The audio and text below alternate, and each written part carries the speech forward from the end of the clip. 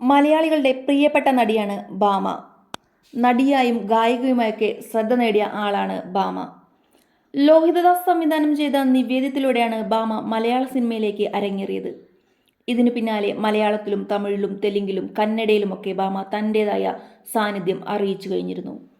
അവതാരികയായി തിളങ്ങിയ ഭാമയെ ലോഹിതദാസാണ് മലയാള സിനിമയിലേക്ക് നായികയായി എത്തിച്ചത്. വളരെ ചുരുങ്ങിയ കാലം കൊണ്ട് മലയാളികളുടെ പ്രിയം പിടിച്ചുപറ്റിയ ഭാമ പൊടുന്നനെയാണ് തെന്നിന്ത്യൻ സിനിമാ ലോകത്ത് തൻ്റെതായ വ്യക്തിമുദ്ര പതിപ്പിച്ചത്. എന്നാൽ വിവാഹത്തോടെ അഭിനയ രംഗം ഭാമ ഉപേക്ഷിച്ചു. ഇപ്പോൾ സോഷ്യൽ മീഡിയയിൽ ഏറെ സജീവമാണ് താരം. അങ്ങനെ കഴിഞ്ഞ ദിവസം ഭാമ പങ്കിട്ട ഒരു പോസ്റ്റ് ഏറെ വൈറലായിരുന്നു. സ്ത്രീധനത്തെക്കുറിച്ചും ഭർത്തൃവീട്ടിലെ പീഡനങ്ങളെക്കുറിച്ചുമാണ് സൂചിപ്പിക്കുന്നത്. ഇൻസ്റ്റഗ്രാം സ്റ്റോറിയിലൂടെയാണ് താരം ഈ പോസ്റ്റ് ഇട്ടത്. വേണോ നമ്മൾ സ്ത്രീകൾക്ക് വിവാഹം? വേണ്ട. ഒരു സ്ത്രീയും അവരുടെ ധനം ആർക്കും നൽകി വിവാഹം ചെയ്യരുത് എന്ന് പോസ്റ്റിൽ പറഞ്ഞു. വലിയ ചർച്ച ആയതോടെ ഭാമ ആ പോസ്റ്റ് ഡിലീറ്റ് ചെയ്തു. പിന്നാലെ മറ്റൊരു പോസ്റ്റ് പങ്കിട്ടു.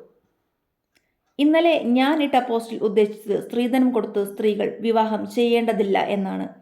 അങ്ങനെ ചെയ്താലുണ്ടാകുന്ന പ്രത്യാഘാതത്തെക്കുറിച്ചുമാണ് എഴുതിയത്.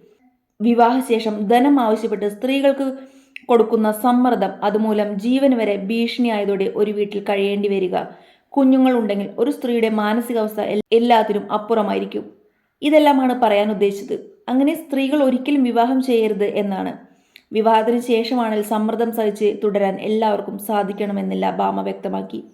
വേണോ നമ്മൾ സ്ത്രീകൾക്ക് വിവാഹം? വേണ്ട. ഒരു സ്ത്രീയും അവരുടെ ധനം ആർക്കും നൽകിയിട്ട് വിവാഹം ചെയ്യരുത്. അവർ നിങ്ങളെ ഉപേക്ഷിച്ചു പോയാൽ ധനം വാങ്ങി അവർ ജീവൻ എടുപ്പിക്കും. ഒരിക്കലും ഒരു സ്ത്രീ വിവാഹം ചെയ്യരുത്. വരുന്നവർ എങ്ങനെയാണ് ട്രീറ്റ് ചെയ്യുക എന്ന് പോലും അറിയാതെ ജീവൻ എടുക്കാൻ സാധ്യതയുള്ള സ്ഥലത്തു നിന്നും എത്രയും വേഗം എന്നാണ് കഴിഞ്ഞ ദിവസം ഭാമ കുറിച്ചത്. ഇത് വലിയ ചർച്ചയാവുകയും ഭാമ വിവാഹത്തിന് എതിരാണെന്നും ചർച്ചകൾക്ക് വന്നത് പിന്നാലെയാണ് ഇപ്പോൾ വിശദീകരണം പങ്കുവച്ച് ഭാമ രംഗത്തെത്തിയിരിക്കുന്നത്.